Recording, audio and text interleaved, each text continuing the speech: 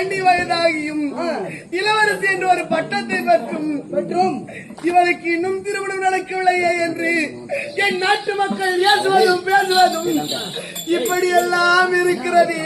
இது